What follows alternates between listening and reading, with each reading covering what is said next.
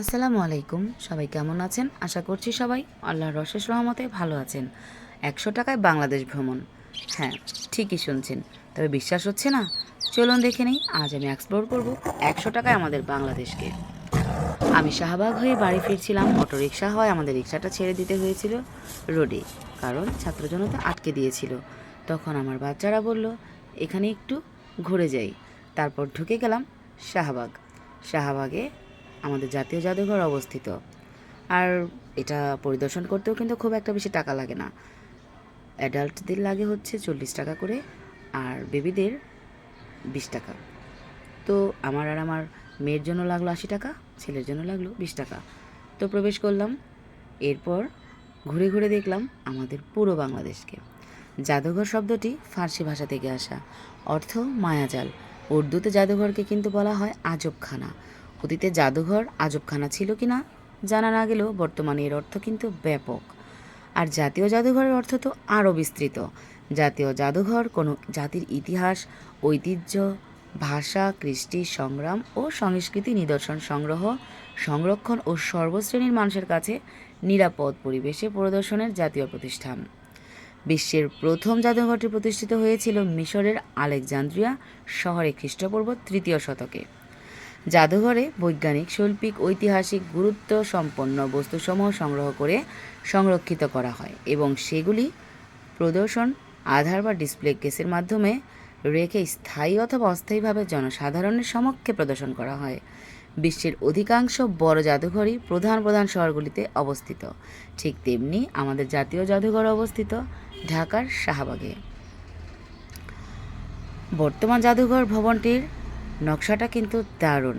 বাংলাদেশের জাতীয় জাদুঘরের পূর্ব নাম কি জানেন? ঢাকা জাদুঘর। ১৯১৩ সালে এটি প্রতিষ্ঠিত হয়। ১৯৮৩ সালের ১৭ নভেম্বর সরকার জাতীয় জাদুঘরের নতুন ভবন উদ্বোধনের মাধ্যমে এটিকে একটি আধুনিক জাদুঘরের মর্যাদায় সমাসীন করেন।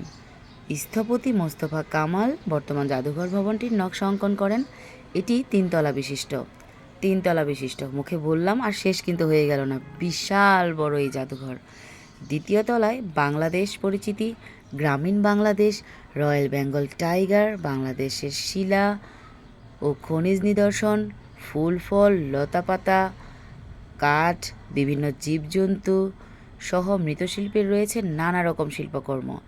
এছাড়াও রয়েছে পাথরের ভাস্কর্য, লেখামালা, মুদ্রা, পদক, অলংকার এবং হাতির দাঁতের শিল্পকর্ম।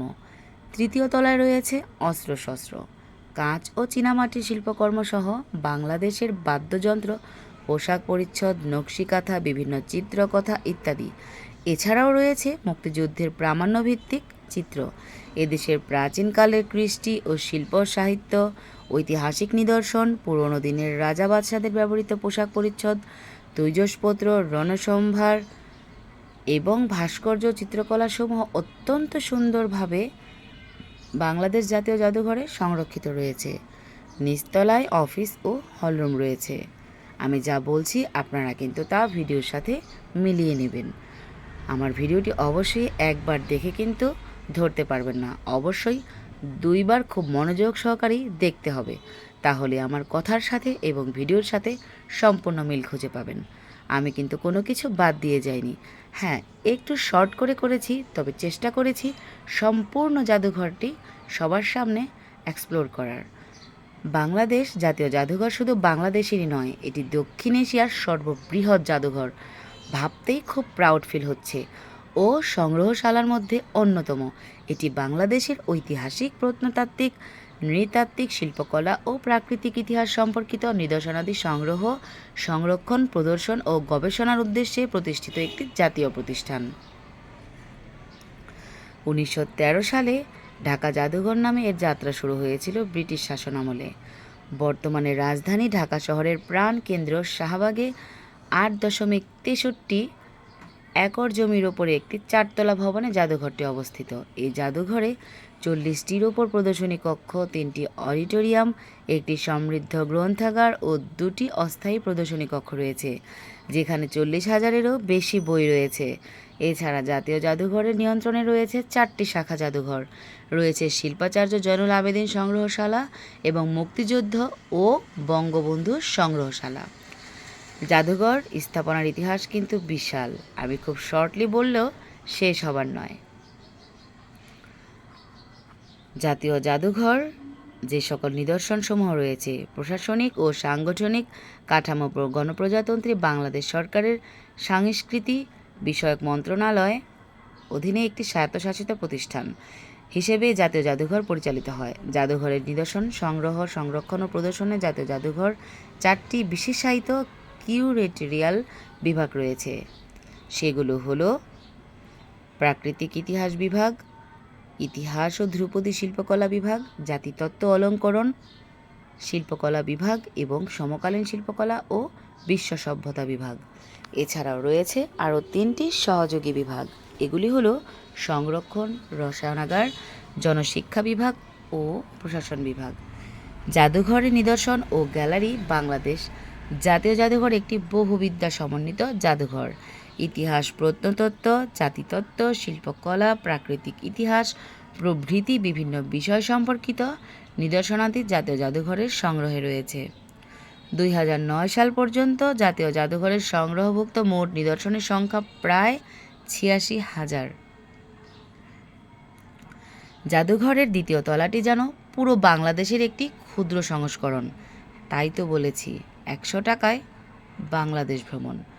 বাংলাদেশের মানচিত্র দিয়ে শুরু হওয়া এই তলাতে আরও দেখতে পাবেন বাংলাদেশের গাছপালা, প্রাণী, সুন্দরবন, ভূপ্রকৃতি, বনজ সম্পদ, খনিজ সম্পদ, গাছপালা, ফলমূল, পশু পাখি, কীটপতঙ্গ, খাদ্যশস্য সহ আরও বিভিন্ন জিনিসপাতি। এছাড়াও বঙ্গোপসাগরের সামুদ্রিক জীবজন্তুও কিন্তু এখানে উপস্থাপন করা হয়েছে। আরও আছে উপজাতীয়দের জীবনধারা, খনিজ শিলা, ভাস্কর্য, মুদ্রা এবং প্রাচীন যুগের নানাবিধ ভাস্কর্য। ইতিহাস ও ধ্রুপদী শিল্পকলা বিভাগটা কিন্তু আমার কাছে ভালোই লেগেছে।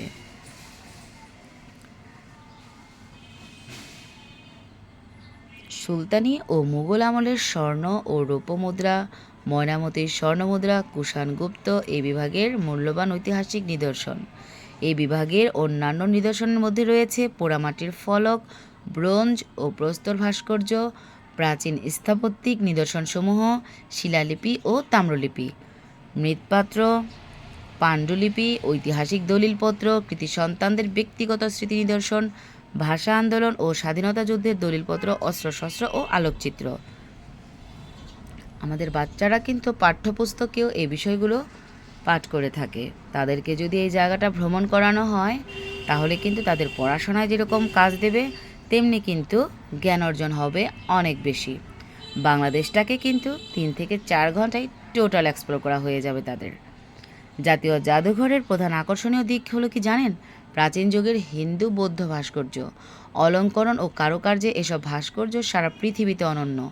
এছাড়াও প্রাচীন ও মধ্যযুগের ভবনগাত্রের অলঙ্করণে ব্যবহৃত বিভিন্ন ধরনের পোড়ামাটির ফলক, বিশেষ করে মহাস্থানগড়, ময়নামতি, পাহাড়পুর ও মধ্যযুগের মন্দির মসজিদে ব্যবহৃত অলঙ্কৃত পোড়ামাটির ফলকগুলি এই বিভাগের গ্যালারির অন্যতম সংগ্রহ। তৃতীয় তলার 3টি গ্যালারিতে 1947 থেকে 1971 সাল পর্যন্ত বাঙালি জাতির স্বাধীনতা সংগ্রামের ইতিহাস উপস্থাপন করা হয়েছে।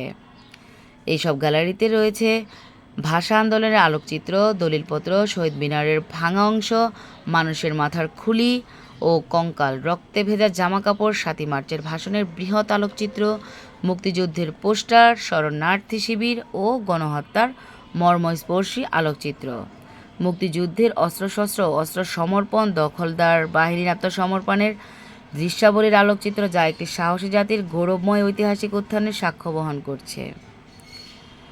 আমরা কিন্তু কথায় কথায় সুন্দরবনটা অলরেডি ঘুরে ফেলছি, দেখতেই পাচ্ছেন মৌচাক। এখন আমরা কি দেখব বলেন তো? কালনাগিনী মানে উড়ন্ত সাপ। আমি কিন্তু সাপ ভয় পাই। এটা হচ্ছে গোখরা সাপ, এটা হচ্ছে গুই সাপ। আমার কাছে এই সাপের দিকটা কিন্তু ভালো লাগেনি। আমার বাচ্চারা খুব মজা, সবাই মজা পায়, বাট আমার কাছে সাপ জিনিসটা ভাবতেই যেন কেমন লাগে। ওটা ছিল অজগরের চামড়া। এখন দেখছি আমরা করাত মাছ। বাচ্চারা যখন সামনাসামনি দেখবে না, দারুণ মজা পাবে। এখানে রয়েছে সামুদ্রিক শামুক, ঝিনুক, কড়ি আর অনেক কিছু। আমি খুব শর্টলি দেখাচ্ছি, তবে সব কিছুই দেখাচ্ছি। রয়েছে বিভিন্ন প্রজাতির প্রবাল।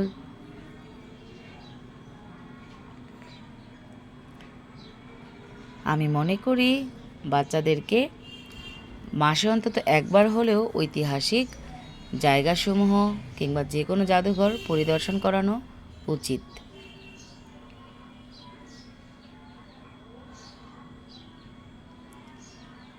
জাতিতত্ত্ব ও অলঙ্করণ শিল্পকলা বিভাগ জাতিতত্ত্ব বিভাগের অধীনে রয়েছে 16টি গ্যালারি।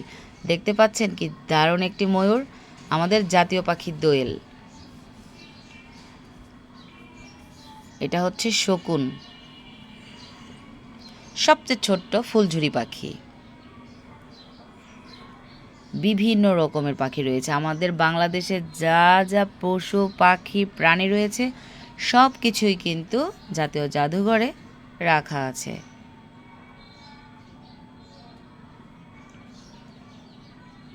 কাঠঠোকরা পাখি, আমার কিন্তু খুব ভালো লাগে এই পাখিটাকে। ছোটোবেলায় একটা কার্টুন দেখতাম, উডি উডপিকার। কে কে দেখেছেন বলেন তো? আমার কিন্তু খুব ফেভারিট একটি কার্টুন ছিল উডি উডপিকার। এখনও মাঝে মাঝে আমার ছেলের সাথে দেখার চেষ্টা করি। এই সাইডটা হচ্ছে পাখির বাসা, কত দারুণভাবে এরা তাদের বাসা বুনেছে। লক্ষ্মী পেঁচা রয়েছে, কুটুম পাখি, ময়না পাখি, টিয়া পাখি, তোতা পাখি, শকুন, চিল, বাজ পাখি। এটা হচ্ছে বনরুই, এটা বানর। আচ্ছা, বানরও নাকি লজ্জাবতী হয়। এটা হচ্ছে লজ্জাবতী বানর। দেখেছেন গাছের আড়াল দিয়ে একটু উঁকি মেরে দেখছে। এটা হচ্ছে গায়ে বড় বড় কাঁটাযুক্ত সজারু, এটা হচ্ছে চিতা বিড়াল।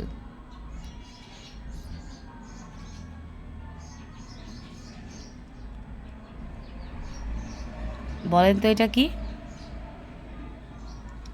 তিমি মাছের কঙ্কাল। হাতি, দেখতে একদম মনে হচ্ছে না যে জীবন্ত। আমার কাছে এক মুহূর্তের জন্য কিন্তু মনে হয়নি যে আমি কোনো বদ্ধ ঘরে বাংলাদেশকে এক্সপ্লোর করছি। আমার কেবলই মনে হচ্ছিল যেন আমি ডিরেক্ট চলে গিয়েছি এই জায়গাগুলোতে। মাছ ধরার জিনিসপাতি, আগেকার দিনে কিন্তু ওই সকল জিনিস দিয়েই মাছ ধরা হতো। হাত পাখা, তালের হাত পাখা, খেজুরের হাত পাখা, বিভিন্ন রকমের হাত পাখা রয়েছে। রয়েছে পিঠার ছাঁচ, আরও অনেক রকমের জিনিসপত্র। এই সাইডটা কিন্তু আমাদের কৃষিকাজে ব্যবহৃত হতো সেই সকলই যন্ত্রপাতি।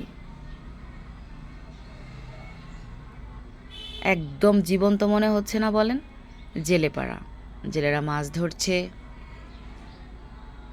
জেলেদের গৃহিণীরা বা বউয়েরা জাল বুনছে। এটা হচ্ছে কামারপাড়া, পিটিয়ে পিটিয়ে লোহার বটি দা তৈরি করছে। এটা হচ্ছে গ্রামের বাজার। কি দারুণ টসটসে লাউগুলো, তাই না? উনি আলু কিনছেন, হুক্কা টানছেন একজন বয়স্ক লোক। ওহ, বাড়ির ওপরে আঙিনায় কি দারুণভাবে সব কিছু সজ্জিত করা হয়েছে। গাছে লাউ ধরে আছে, গুড়ি কুটছে। এখানে রয়েছে কাঠের তৈরি বিভিন্ন রকমের জিনিসপাতি।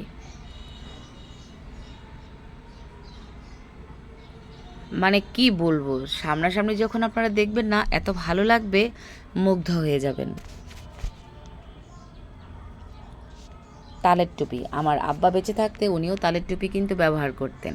এই সাইডটা টোটালি হচ্ছে আমাদের দেশীয় যে নৌকোগুলো রয়েছে, বিভিন্ন রকমের, বিভিন্ন এলাকা ভিত্তিক, বিভিন্ন কাজে ব্যবহৃত সেই সকল নৌকা কিন্তু এইখানে রাখা আছে। আপনারা গেলে দেখতে পাবেন। আসলে নৌকোরও যে এত জাত হয় তা আমার জানা ছিল না, আর এত ভালো লাগছিল। আর এই নৌকাটা তো ছিল বিশাল বড়।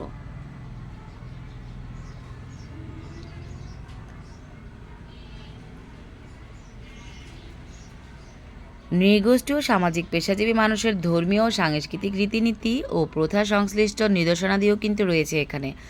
দৈনন্দিন জীবনে ব্যবহৃত দ্রব্য সামগ্রী, গৃহ নির্মাণ সামগ্রী, নৌকা, হাতিয়ার, অস্ত্রশস্ত্র, দারুশিল্প, কারুশিল্প, শিল্পকর্ম, ধাতব শিল্পকর্ম, চীনামাটির শিল্পকর্ম, হাতির দাঁতের শিল্পকর্ম, সূচি শিল্পকর্ম, পরিধেয় বস্ত্র, অলংকার সামগ্রী, নকশি কাঁথা, বাদ্যযন্ত্রসমূহ ইত্যাদি, কামার কুমার, জেলে, কৃষক, গ্রাম্য হাটবাজার, জনজীবন ও আদিবাসী সংস্কৃতির উপর নির্মিত কয়েকটি দৃষ্টিনন্দন ডিওরামা এই বিভাগের গ্যালারির আকর্ষণীয় দিক।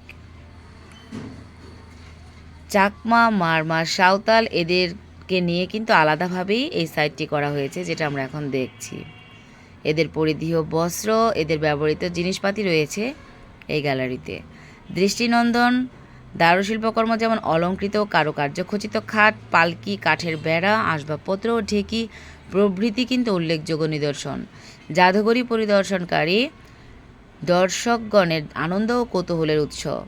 রূপার উন্নত তারজালিক শিল্পকর্ম এবং হাতির দাঁতের শীতল পাটি। কী ভাবছেন, দাঁত দিয়েও শীতল পাটি হয়? হ্যাঁ, দেখতে থাকুন। সোনা রূপার অলংকার সামগ্রী একটি উন্নত জাতির সাংস্কৃতিক ঐতিহ্যের সাক্ষ্য বহন করছে। এটা কিন্তু তুলোর কার্পেট, শুরু থেকে শেষ পর্যন্ত বিভিন্ন ভাষার সব হরফের মাধ্যমে দেখানো হয়েছে। মাটির সকল জিনিসপত্র, প্রদীপ, আগেকার দিনে কিন্তু এগুলাই ব্যবহার করা হতো। মাটির ব্যাংক, আগে তো আর এত রকমের ব্যাংক ছিল না, সোনালী ব্যাংক, বাংলাদেশ ব্যাংক, ব্যাংক এশিয়ার, ডাচ বাংলা, কত কত ব্যাংক। আগেকার দিনের মানুষরা কিন্তু মাটির ব্যাংকেই টাকা জমাতেন, তারপরেও কিন্তু তারা শান্তিপূর্ণ জীবনযাপন করতেন। দেখতে পাচ্ছেন কত রকমের ফলক রয়েছে এখানে, কত রকমের নকশা রয়েছে এখানে, বিভিন্ন ভাষায় লেখা রয়েছে।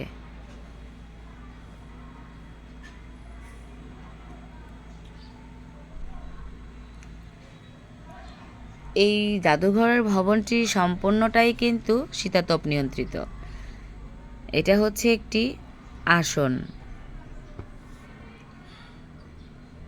সনাতন ধর্মাবলম্বীদের বিভিন্ন নিদর্শনসমূহ রয়েছে এখানে।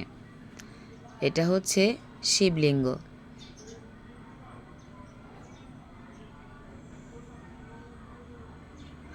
কত পুরনো, তারপরও দেখতে কিন্তু ভালো লাগছে।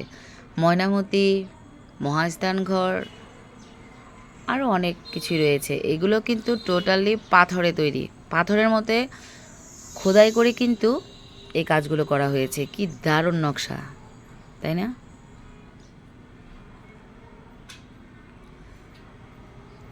বিভিন্ন মন্দির রয়েছে,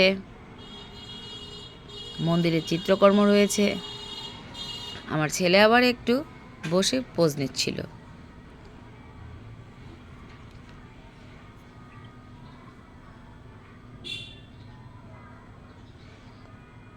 এই সাইডটা কিন্তু একদম অতীতে যে লিপি, মানে আমরা যে লেখাপড়া করি, যে লিখতাম, তার শুরুটা কিভাবে হয়েছে তা নিয়েই কিন্তু এই গ্যালারিটা, এবং কিভাবে আগেকার দিনে টাইপ করা হতো। আগেকার দিনে টাইপ মেশিনটা দেখেন কত বড়, এখন তো ছোট করতে একবার হাতের মুঠোয় চলে এসছে। এগুলা কিন্তু সব হাতির দাঁতের, ভাবা যায় সব কিছুই হাতির দাঁত দিয়ে তৈরি করা হয়েছে। চন্দন কাঠ এবং হাতির দাঁতের।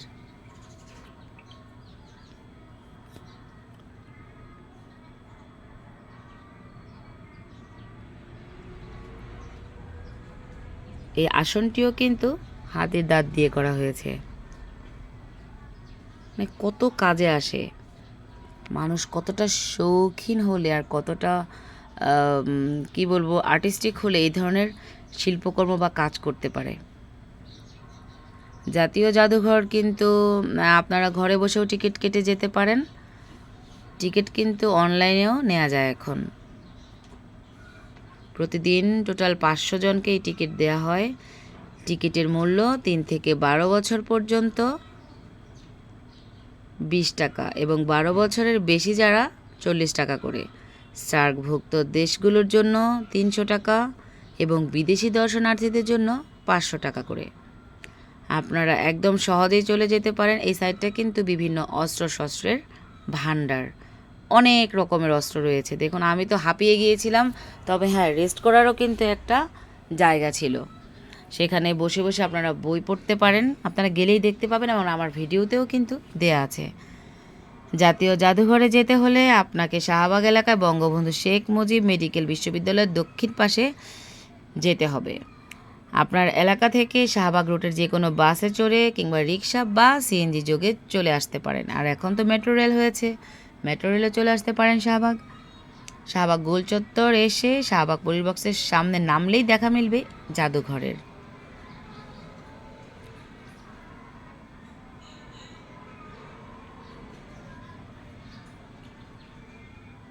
সবচেয়ে বড় এবং সবচেয়ে আকর্ষণীয় সংগ্রহশালা কিন্তু আমাদের এই জাদুঘর। বিভিন্ন ধাতব পদার্থের তৈরি কিন্তু এখন যা দেখছেন তা। অনেক কিছু রয়েছে এখানে, তামা, কাঁসা, পিতল, রূপার তৈরি বিভিন্ন রকমের জিনিসপত্র।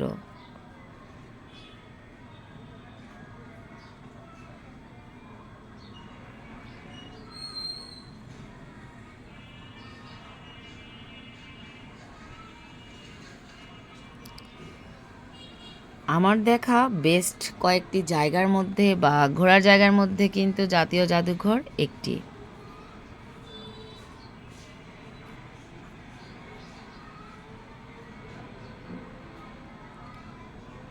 কি দারুণভাবে কাজকর্মগুলো করা হয়েছে, আমি শুধু দেখছিলাম, কি বলবো বলেন। পিতলের তৈরি কিন্তু ওই খাট সিংহ।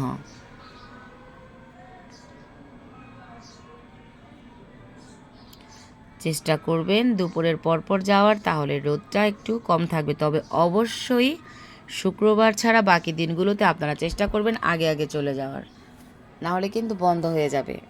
5টার মধ্যেই বন্ধ হয়ে যায় শুক্রবার দিন। ওরা 8টা পর্যন্ত ওপেন রাখে, তারপর 7:30টার দিকে ক্লোজিং টাইমটা ওদের শুরু হয়ে যায়। দেখতে পাচ্ছেন চীনামাটির বিভিন্ন রকমের জিনিসপত্র কি দারুণভাবে ফুটিয়ে তোলা হয়েছে।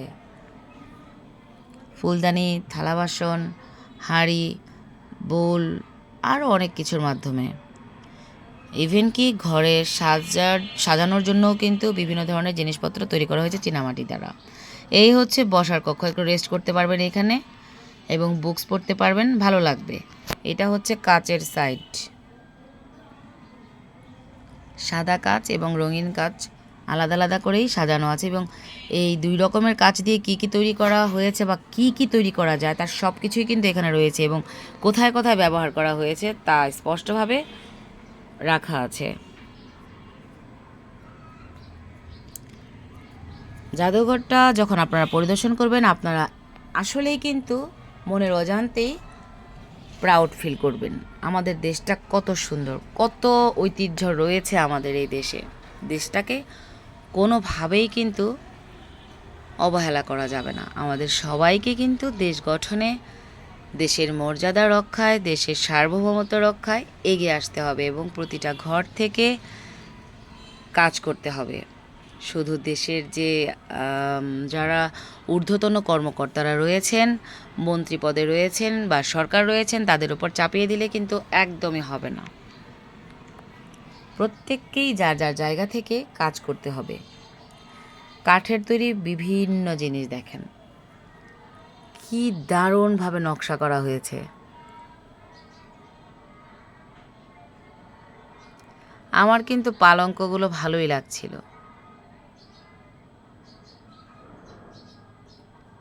কি নিখুঁত কাজকর্ম। দরজা, আগেকার দিনে কিন্তু এই জিনিসটাতেই কিন্তু মশলা পেশা হতো, চাল গুঁড়ি করা হতো।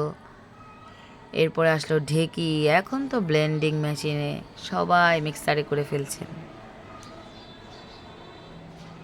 দেখেন তাল পাতায় কিন্তু এগুলা লেখা হয়েছে, তাম্রলিপিও বলে। চিন্তা করা যায়। শিল্পাচার্য জয়নুল আবেদিন গ্যালারি, এখানে জয়নুল আবেদিনের বিভিন্ন রকম চিত্রকল্প রয়েছে। অনেক বিশাল বড় একটা গ্যালারি, আপনারা কাছ থেকে গিয়ে জুম করে আরও ভালোভাবে ছবি তুলে নিয়ে আসতে পারেন বা দেখতে পারেন।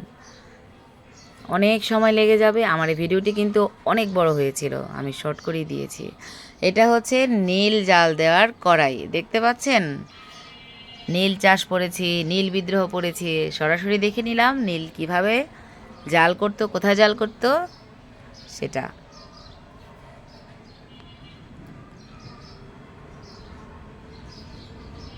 একদম ব্রিটিশ আমল থেকে শুরু করে আমাদের স্বাধীনতা যুদ্ধ এবং তার পরবর্তী সময়কাল পর্যন্ত যা যা হয়েছে তার সবটাই কিন্তু জাতীয় জাদুঘরে উল্লেখ করা আছে এবং দেখানো হয়েছে। ধৈর্য নিয়ে একটু একটু করে হেঁটে হেঁটে দেখতে হবে। বিশাল বড় ওই 3তলা 4তলা শুনেই যে চলে যাবেন শর্ট টাইম নিয়ে, তাহলে কিন্তু পুরোটা দেখা হবে না। অবশ্যই মিনিমাম 3 থেকে 4 ঘন্টার সময় নিয়েই আপনাদের যেতে হবে যদি ডিটেলসে সব কিছু জানতে চান। ভাষা আন্দোলনে যারা শহীদ হয়েছিলেন এখানে তাদের ভাস্কর্য করা আছে। আরও রয়েছে 7 বীর শ্রেষ্ঠের ভাস্কর্য।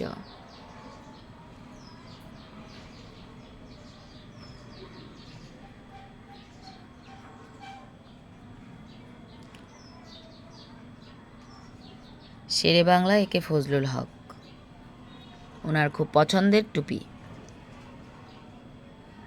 6 দফা আন্দোলন, আমাদের মা বোনেরা কত দারুণভাবে আন্দোলনে নেমেছিলেন দেখেন। আচ্ছা, একটা জিনিস খেয়াল করেছেন, এখানে কিন্তু কেউ বেপর্দায় নামেনি, তারা শালীনতা বজায় রেখেই কিন্তু আন্দোলনে নেমেছিলেন।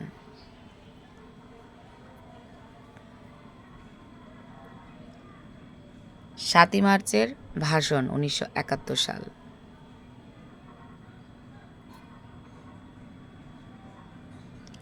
আমাদের জাতীয় জীবনের এবং আমাদের দেশের একটি গৌরবময় ইতিহাস হচ্ছে স্বাধীনতা যুদ্ধ।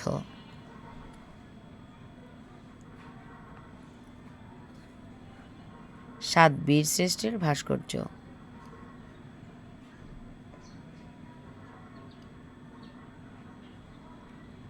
মুক্তিযুদ্ধের সময় শহীদ হওয়া মানুষের কয়েকটা খুলি এখানে সংগ্রহ করে রাখা হয়েছে। মুক্তিযুদ্ধে ব্যবহৃত হয়েছে এই বিমান কামানটি। তো কথা বলতে বলতেই আমরা একদমই শেষ পর্যায়ে চলে এসেছি। আশা করি আমার ভিডিওটি সবার ভালো লেগেছে, আর ভালো লেগে থাকলে অবশ্যই চ্যানেলটাকে সাবস্ক্রাইব করবেন, আমার জন্য দোয়া করবেন যেন আল্লাহ আমাকে সম্পূর্ণ সুস্থ করে বাঁচিয়ে রাখে। আসসালামু আলাইকুম।